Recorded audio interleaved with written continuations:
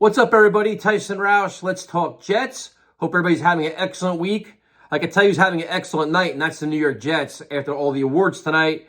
Exciting time, man. And I'm telling you right now, I'm going to Canton. I will be at Canton for this ceremony. It is going to be a blast. So to recap what happened tonight, Joe Klecko finally made it to the Hall of Fame. This is long overdue. And there was for a period of time there that I thought that Klecko was in the Hall of Fame because he was a member of the Jets. I think where other teams like the Packers and the Raiders and more prominent teams, the Steelers, their guys would always get in ahead of Jet players because Klecko's resume spoke for itself. I think he's a Pro Bowler at 3 different positions.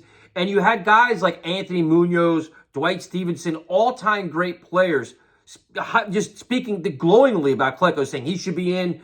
Peter King would do, full-out presentations of why Joe Klecko should be in. And for whatever reason, politics, whatever the kind of nonsense was going on, he didn't make it. He finally gets in now, and it's just, I'm so happy for him. We did so many campaigns over the years to get him in, so well-deserved. I hope he enjoys every minute of it. Darrelle Revis goes in, first-time ballot, and we all know Revis Island. And I was very fortunate to have press passes when Revis was with the Jets. I'm all excited, man. And he was incredible, man. He was a technician, so much attention to detail on his game. His battles against Brandon Marshall were fun to watch, but just week in and week out watching him practice. I met him a couple times, and he was super quiet, very humble, but just a tenacious competitor. And then he had years with Rex that he was easily the best player in the NFL. I thought he got screwed for defensive MVP, but he was a true lockdown, shutdown corner who would follow your best receiver and take him out of the game and would be such an asset on defense where one side of the field was good. Like, you know what? Revis is over here. We're not going to challenge him.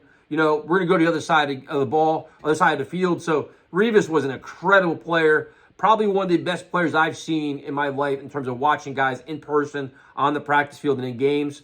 So that's exciting. And then the Jets have 2 rookies of the year, which is this rookie draft class has been phenomenal, man. When you consider Breece Hall was a candidate before he got hurt. But then you got Garrett Wilson, offensive rookie of the year. And you consider Garrett Wilson first wasn't playing that much. Then he went through the spell where the Jets were just running the ball and not passing it at all. He dealt with how many different quarterbacks? He had what? He had Flacco, Wilson, Mike White. I mean, it was just, he dealt with a plethora of stuff, man, and still put up big numbers and showed that he's a game-breaking talent. He's very difficult to cover, excellent route runner, an intense competitor.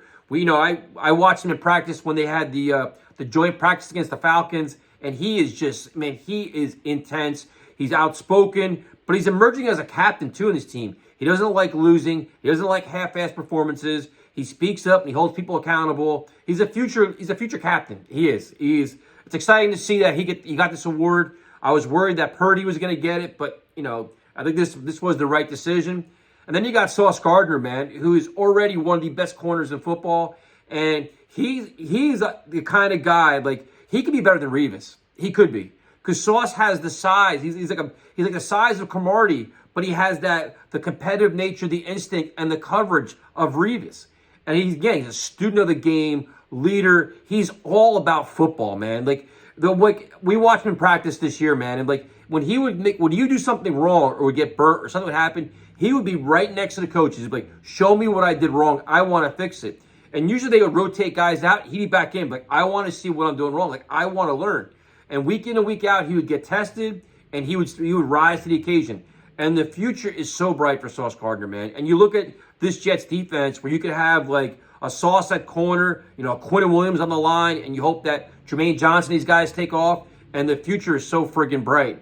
And when you talk about the future being bright, talk about a marketing tool for Aaron Rodgers, man. Like, hey, man, we want you to come here. We have a rookie of the year on offense, a rookie of the year on defense. We got Quinn Williams. We have this. We have that. I mean, like, dude, it's awesome, man. I'm excited.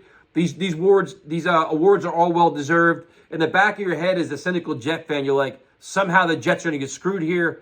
Thankfully, they didn't because these guys put their heart and soul to this team. They deserve better fortunes. They deserve to go to the playoffs, but it didn't happen. But hopefully that happens next year.